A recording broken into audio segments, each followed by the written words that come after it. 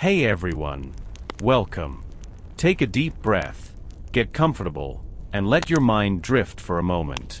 Tonight, we're going to travel back, far back, to the cold, whispering coasts of the north. To a time when the world felt bigger, slower, and somehow stronger. We'll explore how the Vikings, those people of wind, wood, and sea, managed to live so long, and so well. But before we begin, tell me, where are you listening from, and what time is it where you are? I always find it fascinating to imagine all of you, scattered across the world, yet listening to the same story under different skies. Now, let's go back in time. The morning mist rolled low over the water, swallowing the wooden piers and the sleeping boats that rocked gently against the tide. Somewhere in the haze, a gull cried, sharp and lonely, and the echo vanished into the gray sky. On the edge of a small fjord village, a young boy named Erik was already awake. He stood barefoot on the frosted ground, staring out to sea, his breath rising like smoke. His father was a fisherman, lean, weathered, and quiet. His hands were calloused, his skin burned by salt and wind. That morning, as every morning, he was already mending the nets, humming an old tune that no one remembered the words to. Erik liked to listen. He always thought that the old songs carried something more than sound, something alive. The Vikings, you see, were never people of luxury. They lived where the earth was hard and the sea unforgiving. But in their simplicity, there was a kind of wisdom, a way of living that made them strong, not just in body, but in spirit. They ate little, but what they ate came from the land and the sea, oily fish full of strength, rye bread, berries that stained their fingers purple in the summer. They rose with the sun and slept with the stars. They worked until their bodies ached, but rarely complained. And through all of it, they learned to listen, to the wind, to the trees, to their own heartbeat. That morning, Erik's mother called from the longhouse. "Come inside, boy. You'll freeze before the fish even bite." Her voice was warm, wrapped in the smell of baked bread and smoke. Inside, the longhouse was dim and comfortable, lit by fire and filled with the soft sounds of life. The crackle of embers, the bleating of a goat, the soft murmur of people waking. Erik sat beside the hearth, watching the light flicker across carved wooden beams darkened by years of smoke.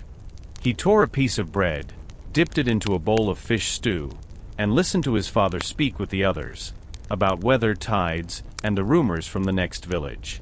Someone there had seen lights in the northern sky, green and ghostly, like spirits dancing.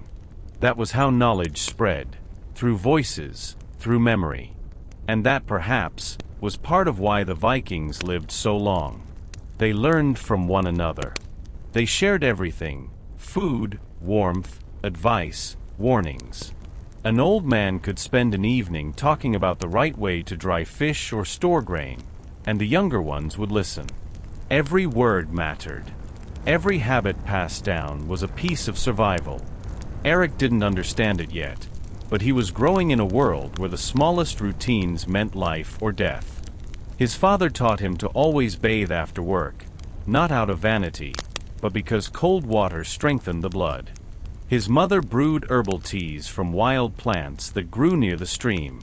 And every evening, the family sat together near the fire, not in silence, but in peace. The fire, the food, the rhythm of the day, all these things were medicine. They didn't know the science behind it, of course. But they knew that a calm mind, a steady routine, and the warmth of others could heal faster than any potion. Outside, the sky began to clear. The village stirred to life, dogs barking, axes splitting wood, children chasing each other between the huts. From a distance, the fjord shimmered, reflecting the pale northern sun like a blade of silver. Erik stepped out again, feeling the wind bite his cheeks. It was cold, yes, but the cold felt clean. He could taste the salt, hear the waves, feel the pulse of the world in his chest. And that's when his father said something he would remember for the rest of his life. "A man doesn't fight the cold, Erik. He learns to live with it." That's what keeps us alive. Simple words, but full of meaning. The Vikings didn't fight nature, they belonged to it. They moved with the seasons, trusted the sea, and found balance where others might find hardship. Maybe that's the first secret of their long lives, not to resist the world, but to move in rhythm with it. Erik nodded, not fully understanding. But in that moment, standing beside his father on the rocky shore, watching the sunlight break across the waves, he felt something awaken inside him. A quiet determination. A curiosity about life, and how people could endure so much, yet still sing, still laugh, still love. That night, as the village settled into darkness and the stars appeared, bright, cold, eternal, Erik lay near the hearth half asleep. The voices around him faded into a soft blur. The smell of wood smoke, salt, and fur wrapped around him like a blanket. Outside, the sea sighed, and the mountains watched in silence. The story of his life, and the quiet secrets of Viking longevity, had only just begun. The winters in the north were long, longer than memory itself. When the sun rose, it hung low, pale and distant, barely warming the frost that clung to the wooden roofs. For a boy like Erik, winter was both a season of patience and discovery. He learned that the world didn't stop when the snow came, it merely changed its pace. The rivers froze, but people found other ways to live. Men carved tools, repaired ships, told stories that stretched through the endless nights. Women spun wool, dried fish, and sang songs that drifted like smoke through the rafters. And children, they listened. In those cold months, the heart of the village wasn't the harbor or the fields, it was the longhouse. Inside its smoky warmth, everything came alive. The crackling of the fire, the whisper of voices, the slow rhythm of work and rest. Erik often sat by the flames, watching sparks climb into the dark, imagining they were souls of warriors, returning to the sky. One evening, an old man came to the fire. His name was Bjorn the Elder, though no one remembered when he'd stopped being Bjorn the fisherman. He had lived through more winters than anyone could count. His hair was silver, his back bent like a bow, but his eyes were sharp as a hawk's. Children were told to respect him, not just because of his years, but because of his stories. Stories that could make even grown men listen in silence. That night, when the wind screamed through the cracks of the walls and snow hissed against the roof, Bjorn spoke. His voice was rough, but steady, carrying a rhythm that felt older than language itself. "You think strength is in the arm," he said, looking around the fire. "But it's in the breath. The man who breathes slow can wait out any storm." Erik frowned, trying to understand.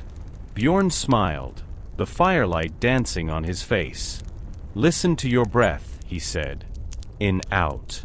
That's your ship on the sea of life. If you row too fast, you'll tire before the shore. But if you move steady, even the gods will nod in respect." The old man closed his eyes for a moment, then added quietly, "That's how we live long. Not by fighting death, but by walking beside it." The room fell silent. The only sound was the fire and the soft breathing of the people who listened. Erik didn't speak, but the words sank deep inside him, like seeds waiting for spring. In the weeks that followed, he began to notice things he hadn't before. The way his father always paused to watch the horizon before setting sail. The way his mother took slow, deep breaths when she worked, her movements calm and steady. Even the animals, the dogs, the goats, the birds that came to pick at scraps, all seemed to move in rhythm, never wasting energy. Bjorn began teaching the children simple things that turned out to be lessons for life. How to chop wood with one clean strike, not by forcing it, but by letting the axe fall with the grain. How to walk on snow without sinking too deep, by spreading your weight, moving lightly, as if you respected the snow. And how to listen to silence, because silence, he said, always speaks first. At night, Erik dreamed of the old man's words. He dreamed of breathing slow, of rowing through dark seas under the stars, of voices whispering in the wind. It wasn't just imagination. In those dreams, he began to feel what it meant to live in harmony with the world. One morning, Erik followed his father to the edge of the frozen fjord. The ice glittered like glass beneath the pale sun. They were setting traps for fish, cutting holes in the ice and lowering nets beneath. The air was so cold that their beards froze white within minutes, but neither spoke. After a while, Erik asked quietly, "Father, do you think Bjorn is right? About breathing slow?" His father looked at him, then laughed softly. "Bjorn is older than Frost. If he says breathe slow, you breathe slow." Then he added, more seriously, "You'll learn one day that life isn't a fight. It's a rhythm. When you find it, you'll live longer than you think." Erik nodded, though he didn't fully grasp the meaning. But in that moment, standing on the ice with the sea groaning beneath him and the wind tugging at his clothes, he felt closer to understanding. He felt the pulse of the earth, slow, ancient, patient. As days turned to months, Erik grew stronger. He learned to fish, to climb, to carve wood. He learned which herbs healed a wound and which ones numbed pain.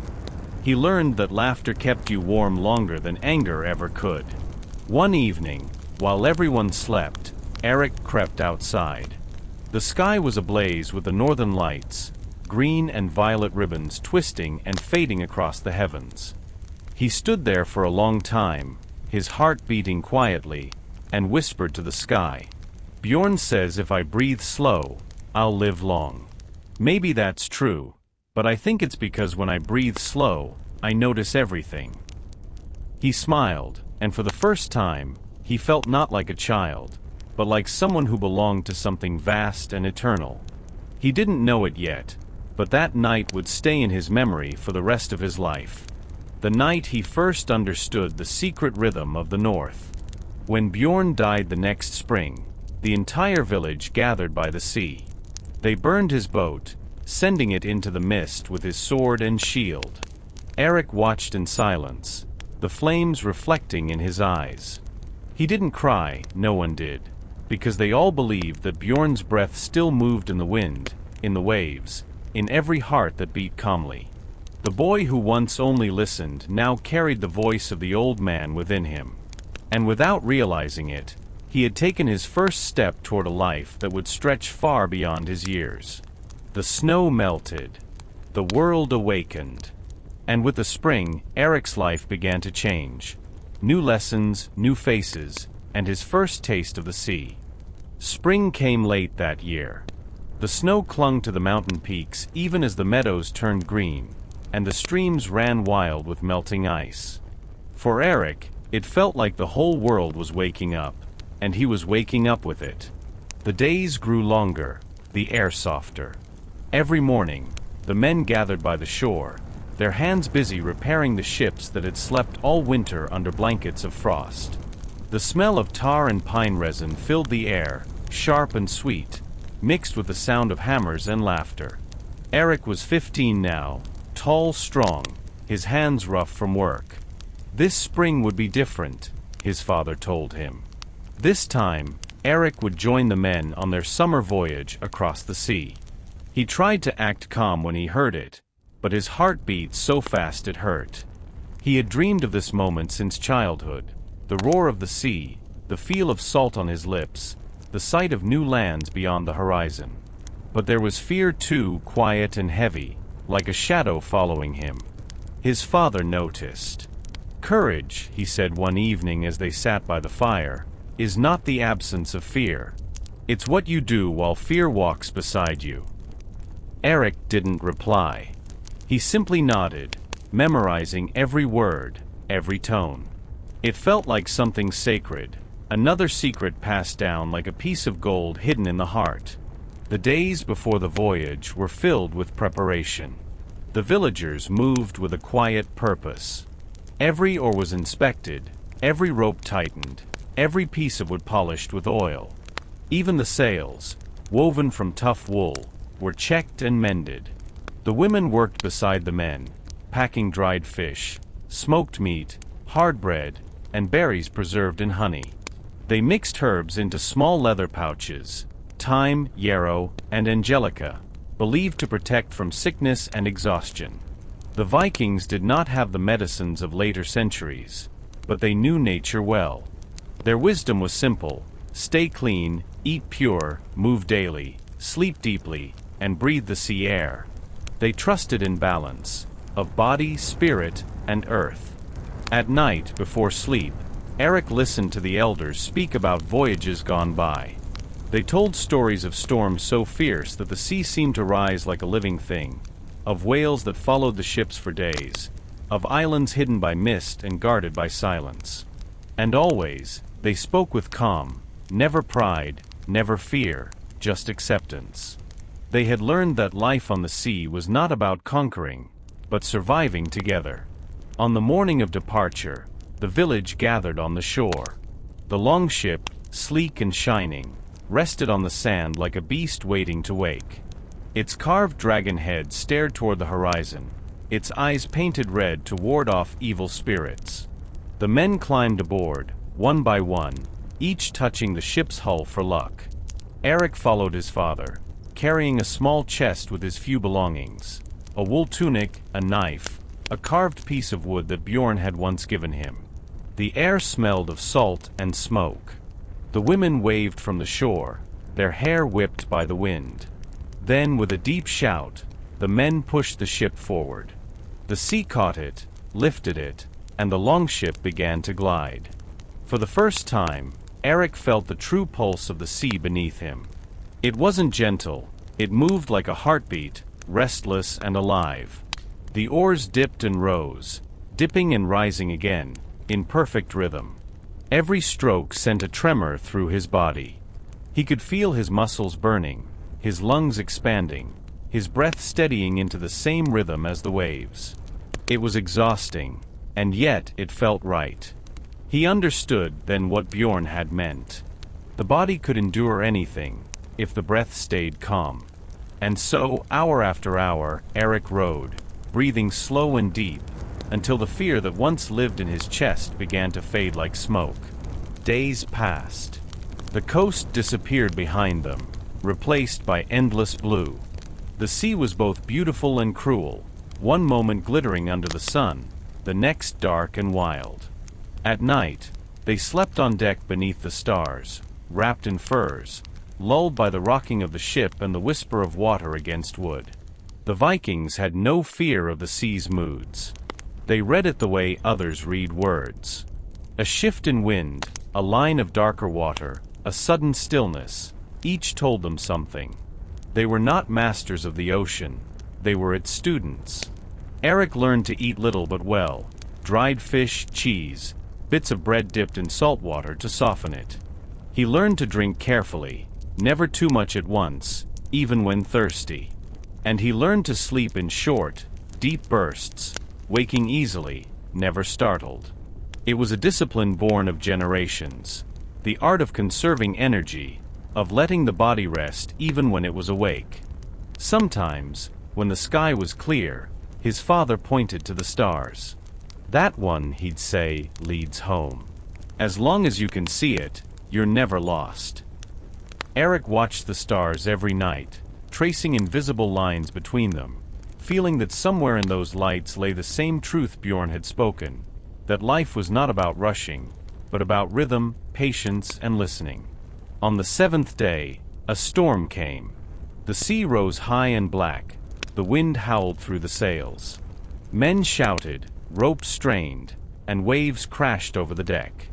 Erik clung to the side, soaked, terrified, yet somewhere deep inside, a strange calm held him steady.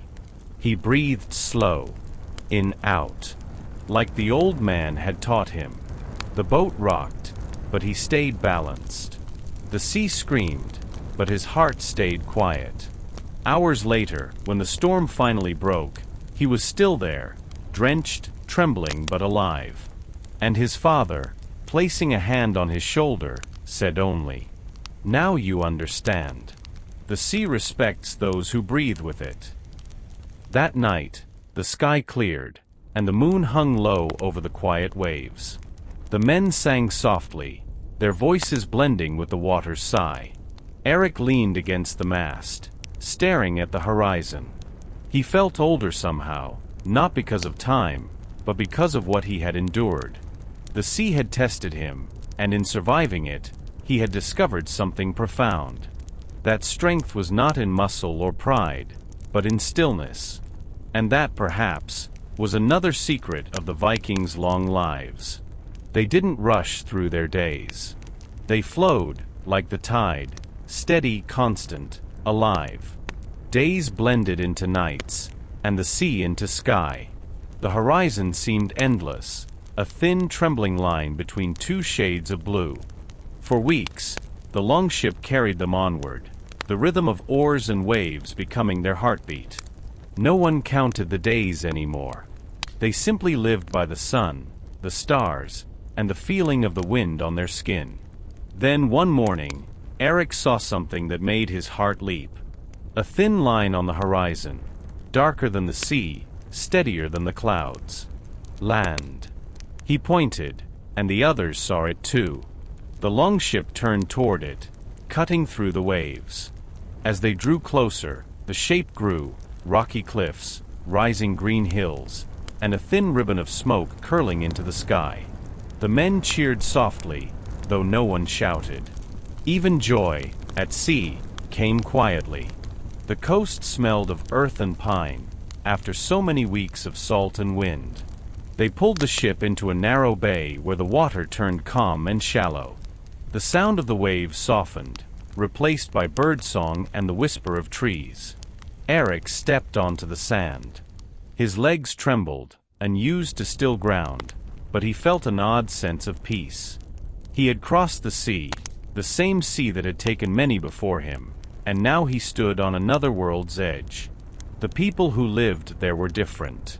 Their houses were smaller, built of stone and turf, their clothes woven from lighter wool, dyed in colors Erik had never seen. Soft blues, deep reds, ochres like the evening sky. They spoke a strange tongue, full of rounded sounds, but they smiled easily and shared food without question. A flat bread baked on stones, a drink made from honey, fish roasted with herbs that smelled sweet and wild. Erik watched everything with quiet wonder. He realized then that every land held its own wisdom, and the Vikings, for all their strength, survived not only by conquest, but by curiosity. They learned. They listened. They took the best of every place and carried it home like treasure. That evening, as the men rested by a fire near the shore, an old woman from the village came to them. She was small, with eyes bright as sea glass. Without words, she gestured for Erik to sit. She took a small bowl of dark liquid, some kind of herbal mixture, and handed it to him. He hesitated, but his father nodded. He drank. It tasted bitter at first, then warm, like earth after rain. The woman smiled, touched his chest lightly, and said something he didn't understand. But he felt it, a kind of calm spreading through him, a clarity. Later, his father told him that many of these people knew plants better than any man from their own village. They brewed teas that kept the body strong and the mind steady. They believed that every illness began not in the flesh, but in the spirit. The body, his father said, is the sea, and the spirit is the wind. If one turns wild, the other follows. Erik thought about it all night. He realized that health was more than food or strength. It was balance, between inside and outside, between thought and action, between what you take and what you give. The days passed quietly. The Vikings traded with the locals. Fish, tools, bits of jewelry carved from bone and amber. They repaired their ship, rested, and listened to stories told by the fireside. One tale spoke of a mountain spring said to grant years to those who drink slowly. It wasn't a literal promise, the storyteller explained with a smile. It meant that those who lived gently without haste would live longer. Erik smiled too. He saw the same truth everywhere, in the way these people moved, spoke, and even ate. They took their time. They savored every moment as if it were both the first and last. That night, he sat on a rock overlooking the bay. The moon rose over the sea, full glowing, painting the waves in silver. He thought about home, about Bjorn's voice, his father's hands, his mother's laughter echoing through the longhouse. He wondered if they were looking at the same moon. He felt small, but not in a lonely way. Small, like a single note in a great song, important because it belonged. A few days later, the time came to leave. They packed their goods, loaded barrels of water, bundles of herbs, and baskets of dried fruits gifted by their hosts. The woman who had given Erik the strange drink came again. She handed him a small pouch tied with thread. Inside, he found dried leaves and a smooth stone marked with a spiral. She touched his forehead and said softly, in halting Norse, "Slow breath, long life." He bowed his head, not knowing how to reply. He didn't need to. Some things were understood without words. When the longship pushed away from shore, Erik watched the coastline fade into mist. He felt grateful, not for treasure, but for the lessons he couldn't yet explain. He understood that strength was not just born of power or endurance. Sometimes it came from stillness, kindness, and curiosity. The sea welcomed them back gently, as if pleased with their humility. Days passed again in rhythm, the dip of oars, the creak of wood, the murmur of voices. The men sang as they rowed, their songs low and steady, echoing across the water. Erik closed his eyes and listened. Each voice blended with the sea, with the wind, with his own breath. It was all one sound, the sound of life itself, moving forward, never rushed, never forced. He didn't know it yet, but this voyage would stay with him forever. Not because of the adventure or the distance, but because of what he had learned from strangers, that to live long was to live connected. Connected to people, to nature, to the quiet pulse of existence that never truly ends. By the time the ship neared home, the air smelled of pine again, and the gulls returned to circle above the waves. The men cheered softly, their faces lined with sun and salt. The cliffs of their homeland rose like old friends, and Erik felt a warmth in his chest he hadn't known before. He had left as a boy. Now he returned as something more, not yet a man, but someone who understood that the world was wider, wiser, and kinder than he'd imagined. As the ship glided into the familiar fjord and the village came into view, Erik whispered to himself, "Slow breath, long life." And the sea seemed to whisper it back. When Erik's ship finally glided back into the fjord, the air felt both familiar and new. The mountains stood exactly where he'd left them, tall, unchanging, eternal, yet everything seemed softer now. The smell of pine smoke from the longhouses drifted through the valley, and the sound of sheep bells echoed faintly across the fields. He could see his village, a cluster of wooden roofs, smoke rising lazily from each hearth. People ran to the shore as the longship approached. Children pointed, shouting with joy, and dogs barked wildly, splashing into the shallow water. Mothers, wives, and elders waited in silence, their eyes scanning every face on the returning ship. When Erik stepped onto the shore, his mother was the first to reach him. She said nothing at first, just touched his face, then smiled through quiet tears. He felt the weight of home settle over him, warm and heavy like a fur cloak. His father embraced him firmly. "You've seen the edge of the world," he said softly. "Tell me, what does it look like?" Erik thought for a long moment before answering. "It looks peaceful," he said, "and alive. Even the air feels different." His father nodded, as if he already knew. "Then you've learned the best part of traveling, that peace is not a place, but a way." That night, the village gathered in the great hall to celebrate the crew's return. The longhouse was filled with flickering light and the smell of roasted meat, baked bread, and ale brewed with honey and herbs. Laughter rolled through the room like the tide. But amid all the noise, Erik found himself noticing small things. The crackle of the fire, the rhythm of people's breathing, the way the elders ate slowly, talking between each bite. He realized something he had never noticed before. The Vikings didn't just eat to live. They lived through eating. Food was not rushed. It was shared, savored, respected. Meals were moments of stillness, times when warriors, farmers, and sailors alike paused to simply exist together. He remembered the old woman's words, slow breath, long life. Now, watching his people, he saw that they had always known it, even without the words. The next morning, Erik walked through the village with new eyes. He noticed how every home was built to breathe, the smoke holes letting in air, the thatch keeping warmth without sealing out the wind. He saw how people worked not against the land, but with it. They timed their days by the light, not by hours. They slept when tired, woke when ready. Their lives moved in rhythm with the sun, the tides, the seasons.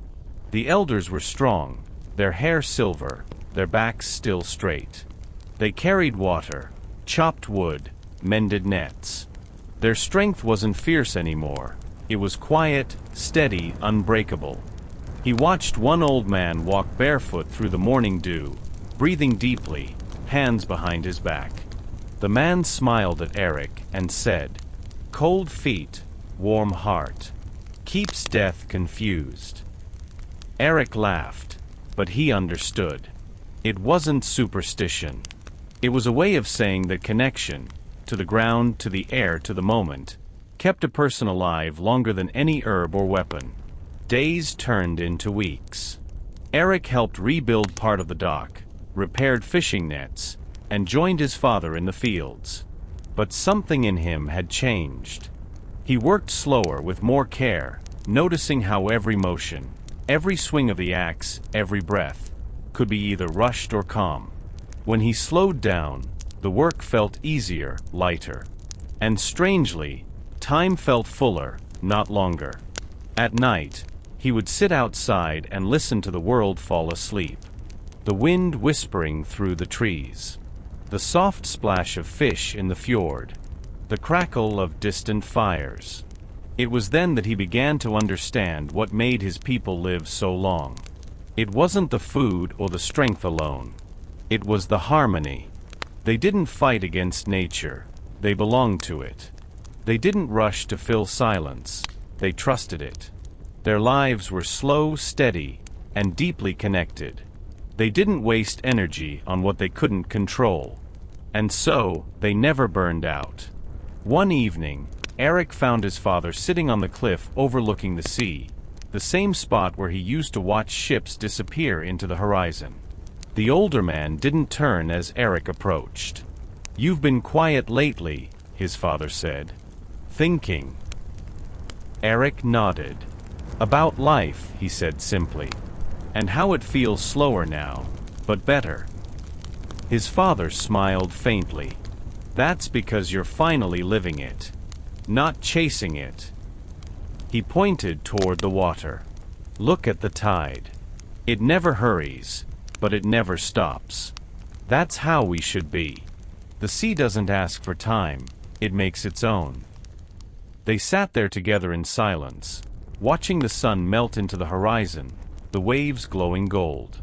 It was one of those moments when time seemed to stand still, the kind that etches itself into memory without words. As the stars appeared, Erik finally spoke. "Father, do you think we'll be remembered?" His father looked at him, eyes glinting in the fading light. "Maybe," he said, "but that doesn't matter. The world forgets names, but it remembers harmony. Every calm life adds to the balance, like one stone in the wall of the world." Erik smiled softly. He didn't fully understand, but he felt it, the same peace he'd known on the open sea, in the foreign village, in his mother's embrace. It was all one rhythm, one slow breath. And so, the boy who had once dreamed of distant lands began to love the quiet of home. He found meaning in tending the fire, mending nets, watching snow fall on pine branches. He grew strong, not from war or travel, but from peace, from the patient rhythm of life that his people had always known. They were the keepers of balance, the children of sea and stone. And their secret to long life was simple. They lived slowly enough to notice that they were alive. As the seasons passed, Erik's hands became rougher, his shoulders broader, and his eyes calmer. He was no longer the restless boy who watched the sea with burning curiosity. He was now a man of the fjord, a man who worked, laughed, and breathed in rhythm with the land. Each morning began the same way. The low hum of wind sliding between the mountains, the gentle bleating of sheep waking on the hillside, and the smell of wood smoke curling from every home. Erik would rise before the sun, not because of duty, but because of habit. He would wash his face in cold water from the spring, so cold it felt alive, and then stand for a moment, letting the chill bite his skin. The elders said the body needed to remember the cold. That warmth meant nothing if you didn't first learn to endure the frost. So every day began with that sting, that breath, that moment when the air and the blood met. After washing, Erik often joined the others in the bad stofa, the warm room built beside the longhouse. It wasn't exactly what we call a sauna today, but it carried the same spirit. Stones were heated in the fire until they glowed red, then water was poured over them, releasing steam that wrapped around the body like fog. Inside, men and women sat together quietly, sometimes speaking, sometimes not. The air was thick with the smell of birch branches, sweat, and smoke. They would strike each other's backs with wet bundles of twigs to wake the skin and drive the blood closer to the surface. It hurt at first, a sharp stinging pain, but afterward came warmth, deep and clean.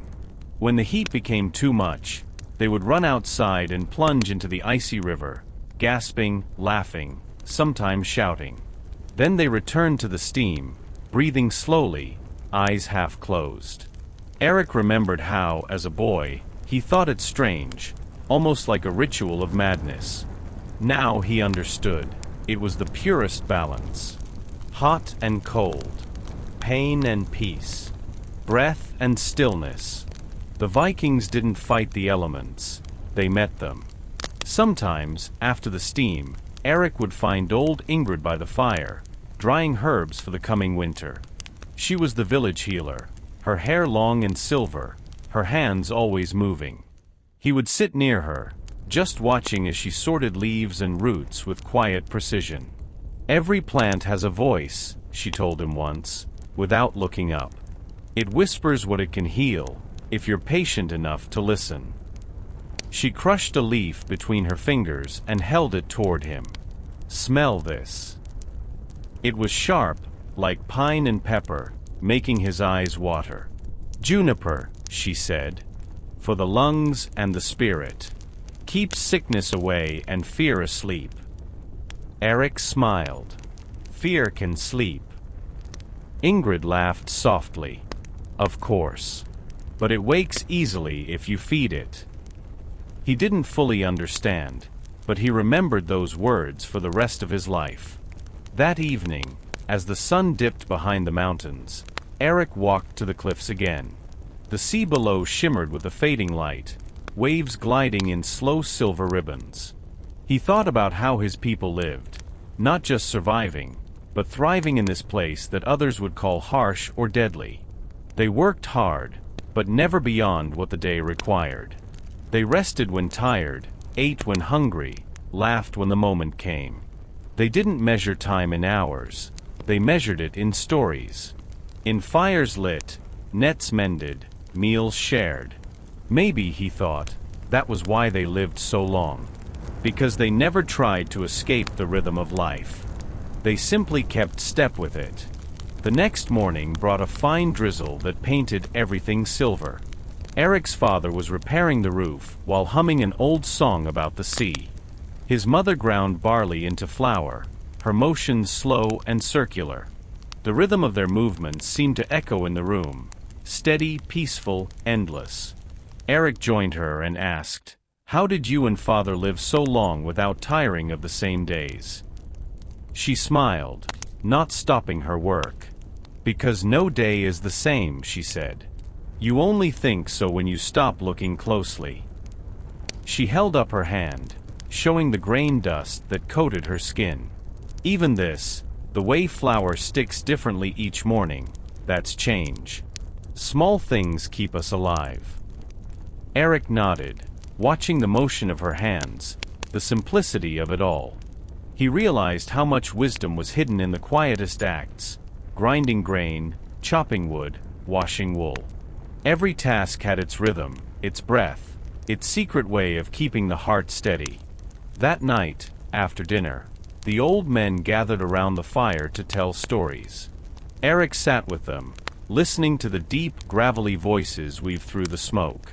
One of them, Bjorn the blacksmith, spoke about a time when a great sickness had swept through nearby villages. "Those who panicked died first," Bjorn said, his eyes reflecting the firelight. "But those who stayed calm, who rested, who drank the broth and kept their spirits warm, they lived." He took a slow sip from his horn of ale. "The mind keeps the body alive longer than muscle ever could. A quiet heart lasts." The others nodded, silent for a moment. Only the crackle of fire spoke. Later, lying in his bed, Erik thought about those words. He could still feel the lingering warmth of the steam room, the scent of juniper on his hands, and the echo of Bjorn's deep voice. Everything seemed connected: the cold water, the herbs, the stories, the silence. All of it was one great circle of balance. He wondered if this was what the gods had intended for them: not endless battles or glory in death, but peace in living. He closed his eyes and listened to the sounds of the village: the distant bark of a dog, the soft creak of wood, the sigh of the wind through the thatch. Everything was alive, yet perfectly still. And in that stillness, Erik understood something simple and profound. The Vikings didn't live long because they were strong. They were strong because they lived long enough to understand stillness. Years drifted like soft mist through the valley. Erik was no longer the boy who stared at the horizon, nor the restless young man who dreamed of distant lands. He had become something else: quieter, steadier, deeply rooted. The seasons came and went in slow circles: the bloom of spring, the hum of summer insects, the hush of snow settling on the thatched roofs. Time no longer felt like a river rushing forward. It was more like a tide, leaving and returning, endless and gentle. And in one of those returning tides came Freydis. She was not the kind of woman who smiled easily. Her eyes were sharp as a hawk's, her voice clear as water against stone. She worked harder than most men, hauling nets, mending sails, carrying baskets of fish that looked too heavy for her small frame. Erik had known her since childhood, though in those early days he never noticed her much. Now, every time she passed by the docks, he found himself pausing, not because of her beauty, though she was beautiful, but because of her presence. Calm, unshakable, like the mountains themselves. One evening, he gathered the courage to speak to her. She was standing by the water, cleaning a fish with precise, efficient strokes. "You work even when the sun sleeps," he said, smiling. She didn't look up. "The sea doesn't sleep," she replied. He laughed softly. "Then maybe that's why it never grows old." That made her glance at him, just for a moment, with a hint of a smile that warmed him more than the fire ever could. Weeks turned into months. They began spending more time together, at first in silence, working side by side. He helped her mend nets. She taught him the best places to gather sea herbs that grew near the rocks. In those quiet hours, something grew between them, not fast, not fiery, but strong and steady. One morning, she gave him a small carved token, a piece of driftwood in the shape of a fish. "For your journeys," she said. He turned it over in his hands. "What if I don't travel anymore?" She shrugged. "Then it's for coming back." That was the day Erik knew he would marry her. Their wedding was simple, no grand feast, no shouting or horns. Just the village gathered near the water, the smell of pine smoke, and the sound of gulls above. They shared a cup of mead, poured a little into the sea as an offering, and exchanged handmade rings. Old Ingrid tied their hands with a red cord and whispered an old blessing. "May your days be long and your silences kind." Erik always remembered that line, "Your silence is kind." It was the truest wish anyone could give. Life with Freydis was not always easy, but it was whole. They built a small house near the edge of the forest, where the birch trees swayed in the wind and the river ran close enough to hear at night. Their home was warm, filled with the quiet music of ordinary life, the crackle of fire, the soft clatter of tools, the hum of her voice when she sang to herself. Erik realized then that this, not war, not travel, was what made life full. Not the roar of storms, but the whisper of peace. He learned new rhythms, the rhythm of tending a hearth, of watching over Freydis as she wove cloth by lamplight, of falling asleep to her breathing beside him. And in that rhythm, he felt his strength deepen, not in muscle but in heart. Freydis knew the language of herbs better than anyone Erik had met. She grew small gardens of yarrow, sage, and thyme behind their home. When he came back from fishing with a sore back, she made a warm paste of crushed leaves and salt and pressed it gently along his spine. When the winter cough spread through the village, she boiled juniper berries and honey into a thick syrup that soothed every throat. But she always said the same thing. Healing starts before the sickness comes. To her, every walk, every laugh, every quiet night by the fire was part of that healing. She believed that the body listened to how you lived. If you lived in constant noise, it grew tired. But if you lived in rhythm, it stayed young longer than you'd think. Erik believed her. One winter, snow fell for almost 2 months without stopping. The fjord froze in places, and people grew restless. But in their home, time felt soft and slow. They told stories, carved small trinkets, sang old songs, and listened to the wood crackle in the hearth. Erik often thought about how people in faraway lands spoke of the north as a cold, cruel place, a land of death and danger. But inside their small home, surrounded by warmth and laughter, it felt like the safest place in the world. And that was the secret, he thought. The Vikings didn't survive despite the cold. They survived because of it. Because it taught them to build warmth inside themselves, and with each other. One evening, as they watched the snow swirl outside the window, Freydis rested her head on his shoulder. "You used to want to travel," she said softly. "Do you miss it?" Erik smiled. "I thought the world was endless," he said. "But I think I've found it here." She looked at him, her eyes reflecting the firelight. "Then you finally stopped chasing the horizon." He nodded. "No. I just brought it home." That night, when the fire dimmed and the house grew still, Erik listened to her breathing beside him. Outside, the wind howled, but inside there was peace, a kind of peace that felt like it could last forever. And he thought about how his people, these rough, fearless Vikings, had managed to live so long. It wasn't just the herbs, or the cold baths, or the strong food. It was this. The quiet of love. The warmth of shared days. The steady heartbeat of home.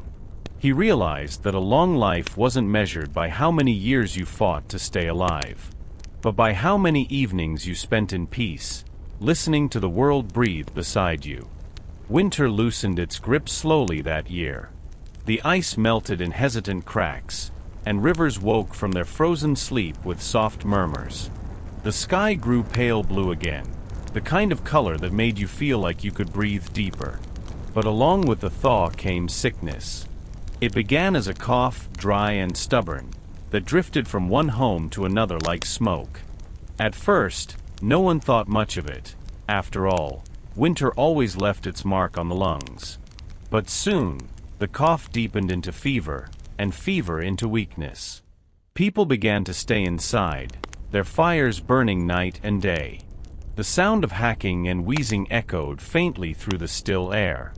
Friedis was one of the first to act. She gathered herbs, mixed broths, boiled roots until the whole valley smelled of pine and honey. Erik helped her carry baskets of dried plants from Ingrid's old storehouse: sage, juniper, yarrow, thyme.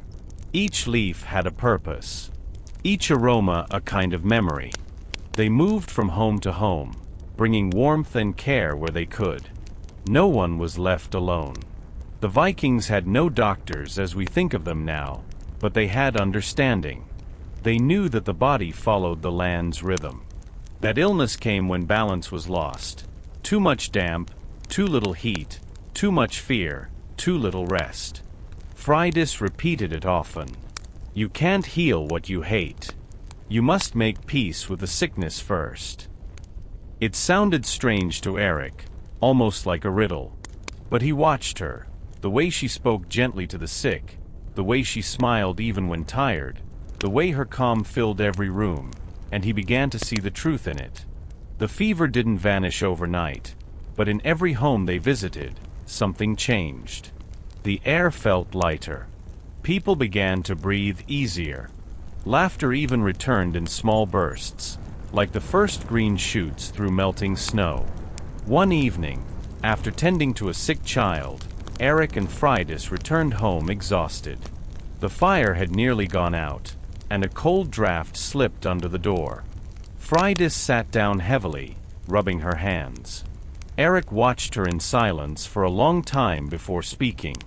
You give so much, he said softly. But who heals you? She smiled faintly, eyes still closed. I listen to the quiet, she whispered. It always knows what to do. He didn't quite understand then, but later that night, as he lay awake listening to the steady rhythm of her breathing, he thought of her words. Maybe that was the true heart of their strength. Not the weapons, not the battles, not even the herbs. It was their listening. To the body, to the wind, to one another. Days passed, and slowly, the sickness faded. People began to leave their houses again. Children ran by the water's edge, shouting and laughing. Old men returned to the benches outside the hall, sharpening knives and telling stories about the sea. Life began to move again, steady and strong. That evening, the village gathered for the first time in many weeks. A feast, not one of triumph, but of gratitude. The hall was filled with warmth, laughter, and the deep hum of voices echoing off wooden walls. Old Ingrid, now frail but still bright-eyed, lifted her horn and spoke in her raspy voice.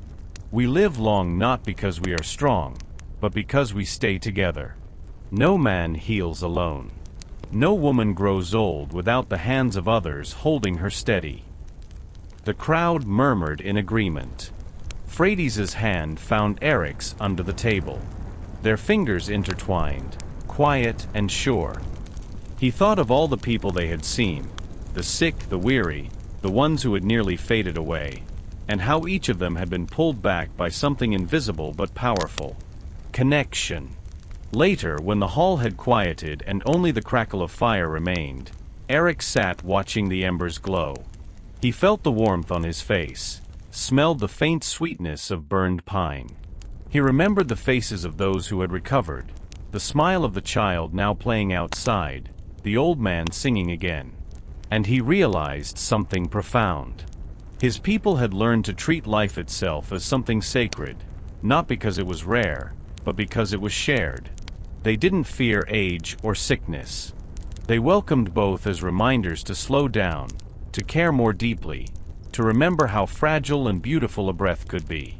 The Vikings had faced death more than most, yet they didn't live in fear of it. They lived beside it, shoulder to shoulder, every day. And maybe that was why their lives felt so long, because they were not wasted trying to outrun the inevitable. They lived fully, so that even the end would feel like part of the story. That night, before sleep, Erik and Freydis stood outside their home. The air was cool, and the moon hung low over the fjord, silvering the ripples on the water. A faint mist rose from the surface, blurring the line between sky and sea. Freydis leaned against him. "Do you hear that?" she whispered. He listened. There was no wind, no animals, no sound at all, just the deep stillness of the earth itself. "It's nothing," he said quietly. She smiled. "No, it's everything." And for a long while, they stood in that perfect silence, breathing in the world that had nearly slipped away, feeling it pulse softly under their feet. Erik went to bed that night with a thought that stayed with him forever, that the longest lives belong not to those who fear death, but to those who learn to sit beside it, and still choose to live gently, one breath at a time. Spring arrived quietly that year, brushing the fjord with pale light and soft warmth. The snow had melted fully from the fields, leaving streams sparkling in the sun. The trees began to stretch their new leaves toward the sky, and the air smelled faintly of pine, wet earth, and blooming wildflowers. The village stirred. After the long winter and the sickness that had touched every home, people moved with a gentle energy, cautious, aware, but undeniably alive. Erik noticed it immediately. Faces seemed brighter, voices warmer, and even the horses moved with an extra lightness in their step. It was the season of Varblet, the spring offering, a festival marking the end of winter and the start of new growth. Not a festival of grand spectacles, but one of quiet rituals and shared gratitude. Families gathered around fires outside their homes, small altars of wood and stone adorned with fresh flowers and herbs. They offered the first berries, the first milk, and the first catch from the river as thanks for survival, warmth, and health. Erik and Freydis prepared a small basket of herbs, eggs, and smoked fish.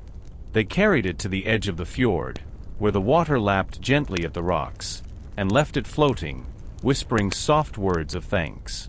"To life," Freydis murmured. "To breath," Erik added, watching the current carry their offering slowly away. They stood in silence, letting the ritual sink into their bones. It was simple, almost imperceptible, yet it felt enormous. A quiet acknowledgement that life, however long or brief, was sacred, and that every small act of gratitude fed it. Music returned to the village after the winter. Not the roaring drums of war, but low, steady rhythms of the lyre and the flute. Old men sang softly, teaching the children songs that spoke of the sea, the mountains, and the ancestors. Evenings were filled with laughter and the gentle tapping of feet on wooden floors. Erik watched the children as they moved, noticing how their bodies seemed elastic, free, alive. They didn't rush. They didn't push themselves beyond what felt natural. Their joy was measured, balanced, and unhurried, much like the life his people had always known. He realized then how important these songs and celebrations were, not just for the spirit, but for the body. A calm, joyous heart carried a slow, steady pulse, one that lingered long into old age. Freydis taught him another lesson that spring. They were tending the herb garden together, planting fresh yarrow, thyme, and mint, when she paused and said, "The smallest actions keep us alive, Erik. Not the battles, not the travels, but planting, singing, tending, laughing. These feed the soul and the body together." He nodded, feeling the soft dirt between his fingers, smelling the sharp sweetness of freshly turned soil. It struck him how every simple rhythmic action, whether digging, weaving, or chopping wood, was in itself a quiet exercise of strength and patience. The Vikings did not need to lift weights or train endlessly. Their daily lives were movement, rhythm, and purpose, and that, he understood, was why they endured. During the festival, Erik also noticed the old men sharing wisdom with the young, not through lectures or commands, but through stories, subtle, meandering, full of small lessons hidden in the ordinary. One story spoke of a winter so harsh that even the strongest homes shook under the snow. Yet the village survived, not because anyone was stronger than death, but because they shared, rested, and planned carefully. They measured every bite, every fire, every footstep. Erik thought about how he had learned the same lessons in his travels. In the distant village, on the frozen fjord, beside Freydis, beside Ingrid. The principle was always the same: observe, respect, balance. Those who did not were lost. Those who did lived long. As the sun fell that evening, the village gathered near the river for a quiet feast. Dishes were simple: fresh fish, bread, berries, and thin slices of smoked meat. No one rushed. Each bite was slow, deliberate, and mindful.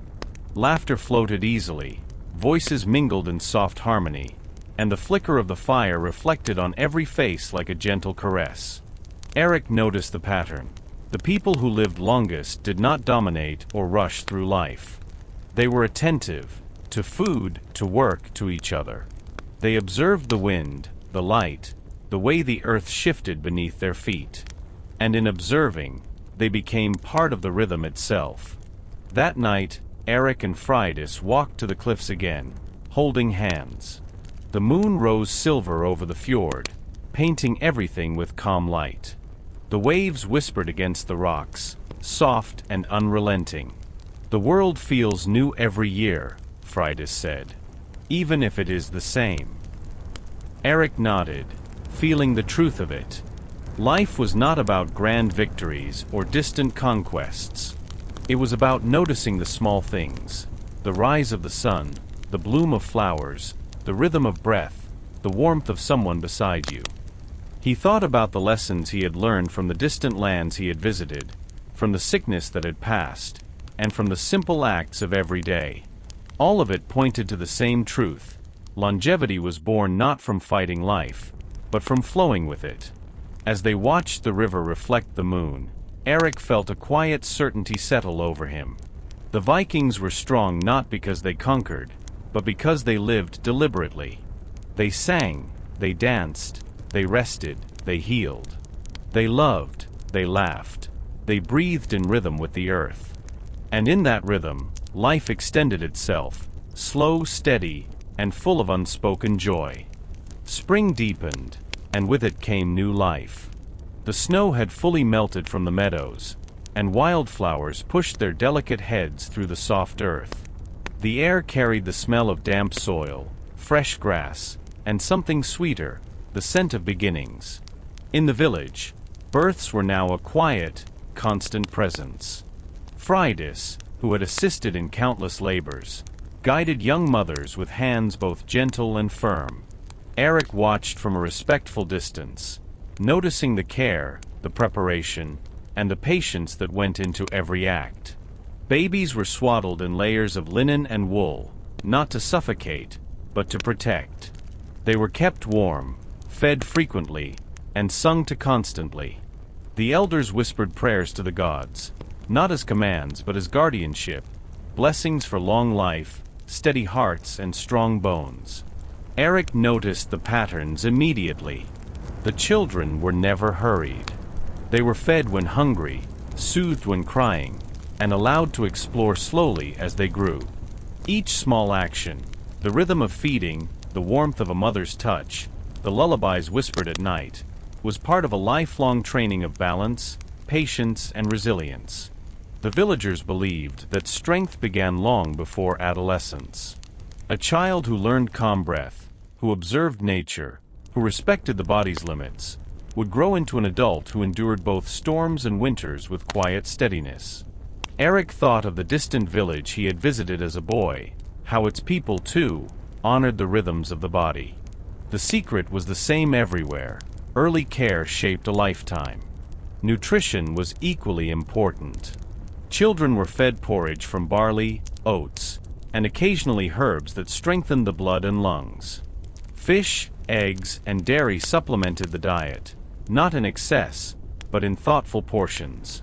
Even spices and wild plants were added carefully, for flavor, yes, but also for their subtle benefits: to digestion, to energy, to clarity of mind.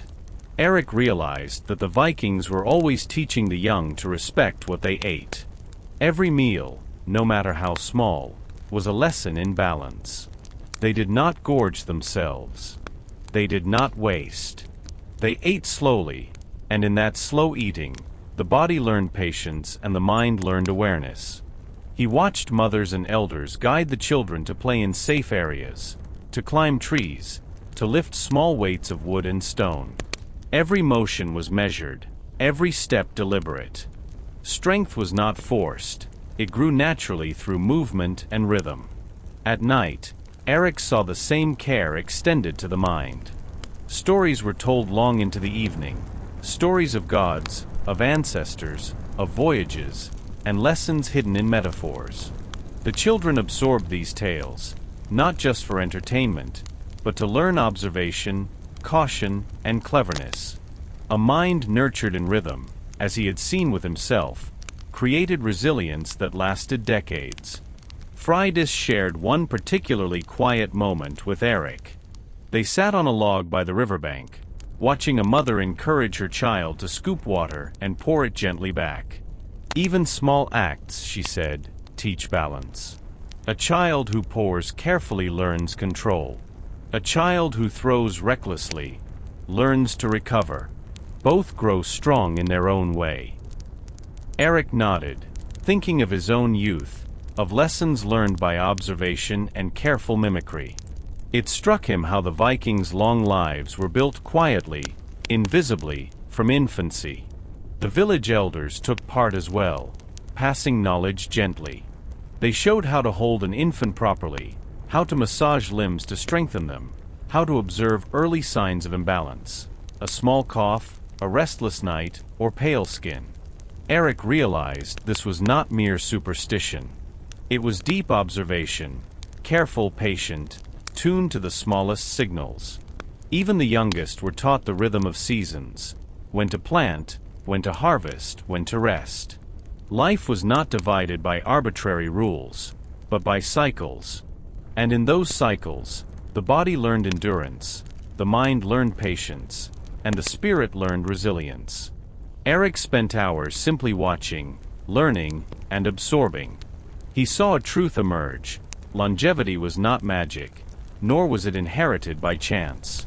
It was cultivated carefully, day by day, from birth onward. Every touch, every meal, every song, every story, every ritual contributed to a life that could endure storms, illness, and age. It was a slow weaving of strength, patience, and wisdom, a tapestry that no sword or shield could create, but one that endured far longer than either. As the sun dipped behind the hills, painting the sky with soft pink and gold, Erik thought about the circle of life he had witnessed. The infants, the children, the adults, the elders, all connected by the same gentle rhythms. He understood now that Viking longevity was not simply the product of diet, herbs, or exercise. It was the product of a life lived in harmony, from first breath to last. He felt a quiet awe, knowing that these small, ordinary acts, so subtle that outsiders might overlook them, were the true foundation of survival. That night, Erik and Fridas lay side by side, listening to the soft sigh of the wind through the pines. "Do you think they'll grow strong?" Erik whispered. "They will," Fridas replied. "As long as we remember to teach them to move slowly, breathe deeply, and listen."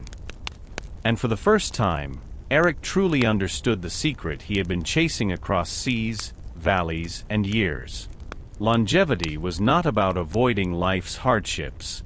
It was about embracing every small moment, every rhythm, every breath, and allowing life to flow in quiet balance. Years passed, and Erik felt a quiet shift within himself. He no longer moved simply as a son, a husband, or a traveler. He moved as a guide, a steady presence within the rhythm of the village. The small lessons he had absorbed during his youth, his travels, and his first seasons with Fridas had grown into understanding, and now he began sharing them with others. He started with the children.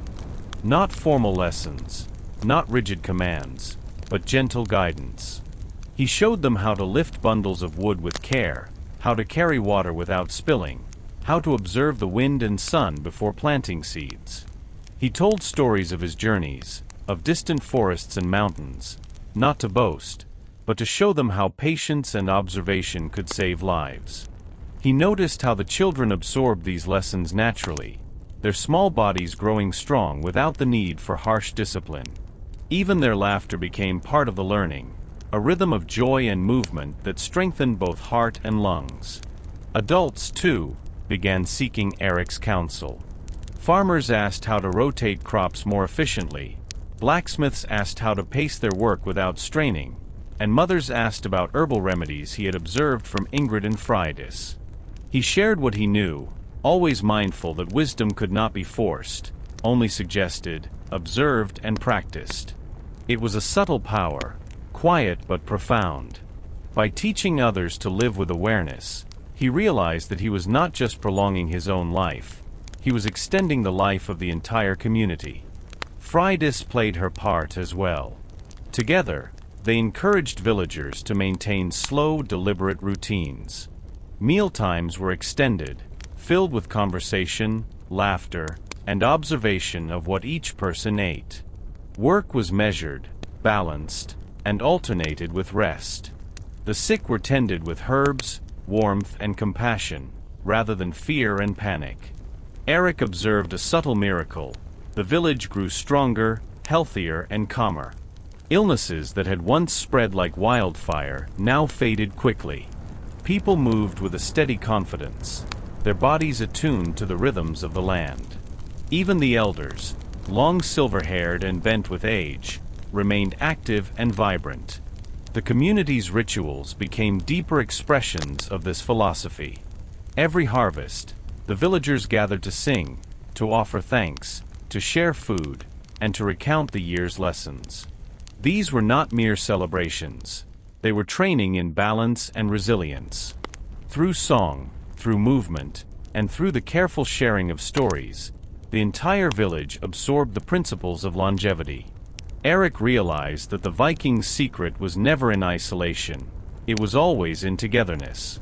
The longer a person lived, the more they taught, and the more they received from others in turn.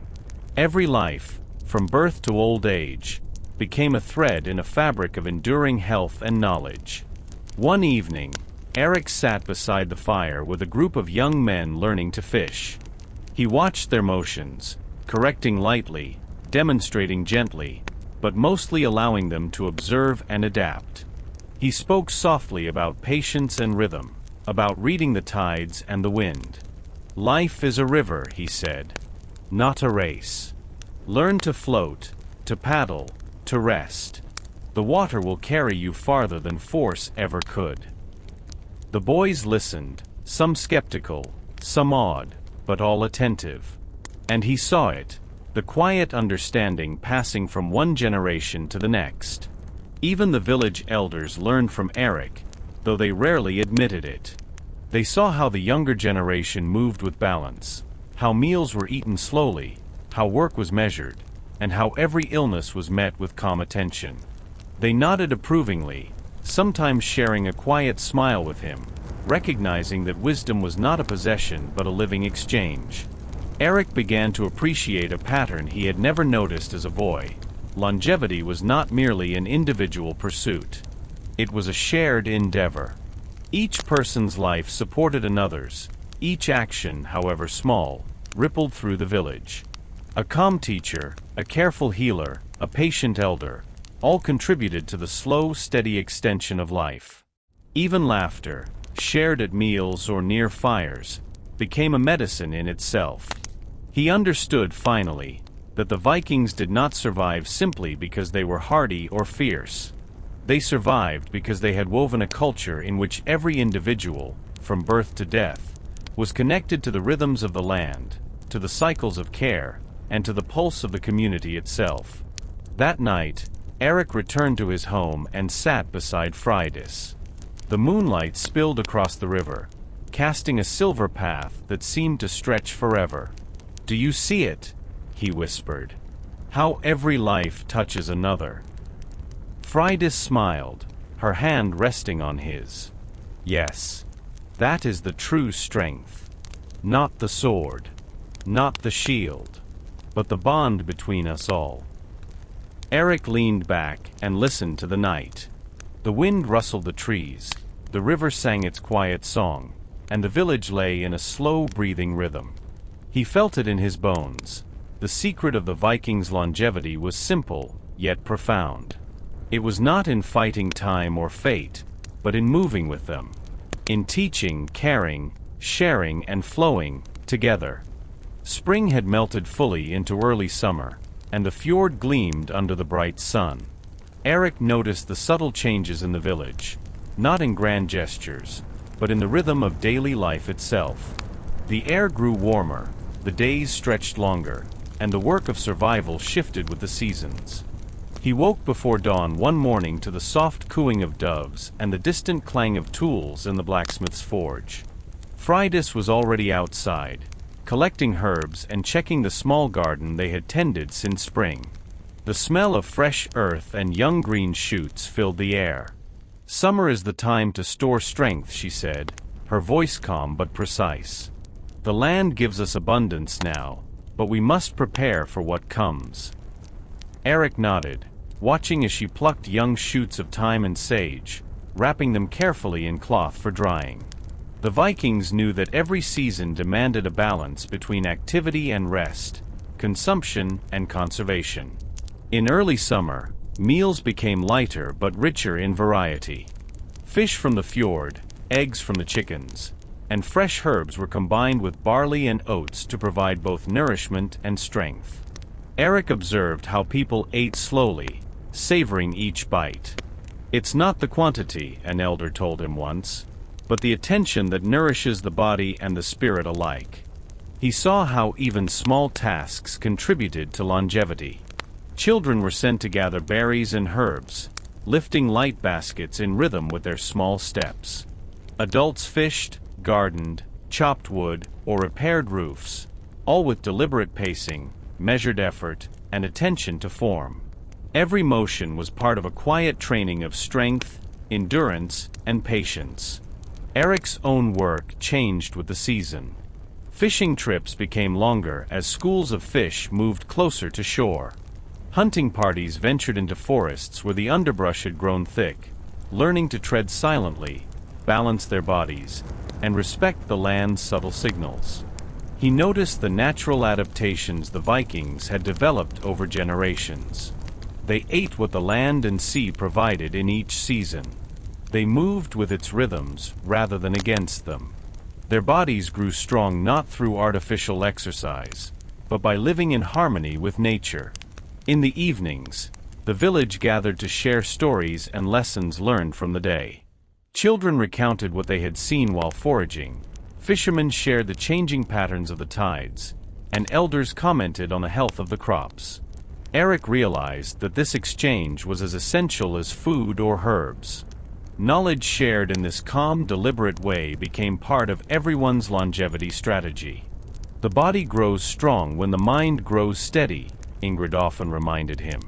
Balance is not only what you eat or how you work, it is how you think, how you move, how you breathe. Erik also observed the subtle effects of seasonal change on mood and energy. Summer brought long days and bright light, which encouraged outdoor activity and celebration. Villagers sang songs while working, danced lightly around fires at dusk, and spent evenings observing the stars. The integration of joy, movement, and awareness seemed to create a resilience in both body and spirit. Even laughter, Friday said once, is medicine. It strengthens the lungs, eases the heart, and reminds us why we endure. Erik had noticed this in himself. After long days of work and play, he felt a deep, calm vitality that no battle or feast had ever given him in his youth. As midsummer approached, the festivals returned. Simple offerings to the land, music, and communal meals marked the rhythm of time. These celebrations reinforced connection, gratitude, and observation, all vital components of Viking longevity. Erik participated fully, noting how the combination of physical exertion, fresh food, and mindful ritual created a sense of deep, pervasive health. "We do not live to conquer the seasons," an elder said. "We live with them. That is our strength." Erik understood this now. The Vikings did not fight the environment. They worked, rested, and celebrated in harmony with it. The seasons dictated movement, diet, and energy, but the people met each change with careful attention, and in that rhythm, life stretched longer than one could imagine. At night, Erik often walked the cliffs with Friedis, observing the moon's reflection on the water. The summer breeze carried the scent of pine, wildflowers, and the distant tang of the sea. "The land teaches us," Friedis whispered. "It shows us when to rest, when to move, when to eat. The longer we listen, the longer we live." Erik breathed deeply, feeling the truth in her words. The cycles of nature, when respected and integrated into daily life, became a subtle force of endurance. It was not a secret potion or magical herb. It was rhythm, observation, and deliberate care. He realized that the Vikings' longevity was a mosaic of small, intentional acts. The right diet in each season, measured work, restful pauses, joyful song, careful observation, and communal care, all woven together into a life that flowed gently, steadily, and fully. That night, as the fire in their home dimmed and the village lay in calm, Erik considered the long path of life, from birth to elderhood, and understood that it was not merely the body that mattered. It was the balance of all things: environment, community, movement, food, and spirit. He felt that each rhythm, each ritual, each small moment of mindfulness and connection was like a stone in a wall, holding the structure of life strong, steady, and enduring. And he knew, as he drifted to sleep with Friedis beside him, that this was the true secret of the Vikings' long lives, a life lived in perfect, quiet alignment with the world and with each other. Summer ripened fully, and with it came long golden days that seemed to stretch endlessly across the fjord. Erik woke each morning to the distant cry of seabirds and the soft murmur of the river winding through the valley. Even in the busiest seasons, the villagers found time to pause, to observe, and to honor the quiet power of the land around them. The Vikings had always understood that life was more than labor, meals, or celebrations. It was also about reflection, gratitude, and connection, not only with one another but with the world itself. And Erik began to see how these spiritual practices quietly strengthened the body, mind, and spirit. Each morning, before the sun fully rose, Erik often joined Friedis and the elders near the riverbank. They stood silently, their feet in the cool water, their hands lightly touching the earth, and eyes fixed on the horizon. No words were needed. It was a ritual of listening, to the wind, to the water, to the subtle sounds of the forest waking. This quiet mindfulness, he realized, brought calm to the heart and steadiness to the breath. "We do not command the world," Friedis whispered one morning. "We align with it." The phrase stayed with Erik. He watched the elders, whose movements were slow but deliberate, and noticed how their bodies seemed unhurried yet unwearied. This was no mere superstition. It was practice, meditation in motion, synchronized with the rhythm of life itself. Prayer was another quiet thread in their daily existence. The villagers would offer thanks for the first catch of fish, for the strength to lift heavy wood, for the breath that carried them through sickness and labor.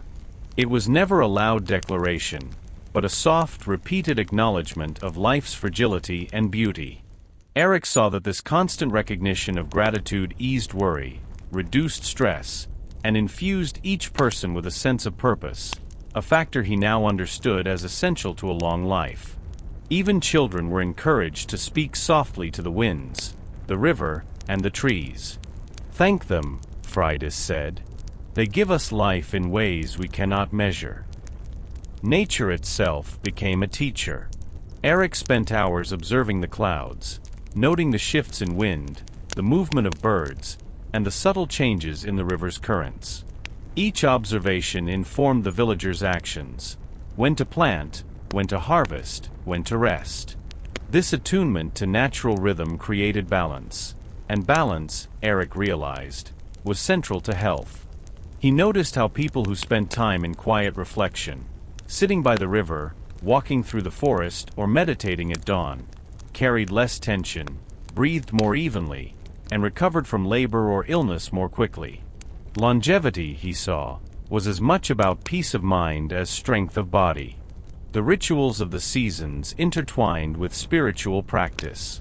During the midsummer solstice, the village would gather on the cliffs to greet the sun. They sang slowly, in low voices, and moved deliberately, honoring the cycles of light and shadow. Erik joined in, feeling the warmth of the sun on his skin and the slow, steady rhythm of shared breath and song.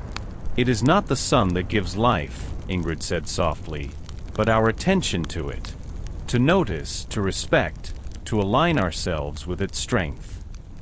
Erik marveled at this subtle wisdom. It was not the grand gestures of warriors that sustained life. It was these quiet moments of focus, gratitude, and harmony.